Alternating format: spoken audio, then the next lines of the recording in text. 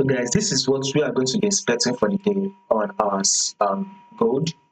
So let's start with the trend. Remember, the overall movement, the overall trend on our gold is an uptrend move. Market is pushing to the upside.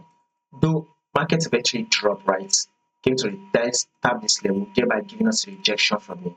So this is one of the reasons why market rejected from me and it's now pushing up. Now, if you take a look at what market has done right here, you can see that market has given us a double bottom right here, right? Eventually, once market did that double bottom, it pushed up to break our neckline, right? It broke that neckline. Then it has given us a pullback, and now we'll be expecting market to push up against it to form a new high, thereby taking out this high. So a bullish move for the day is what we should be expecting on our gold. So this is just like this is it right here.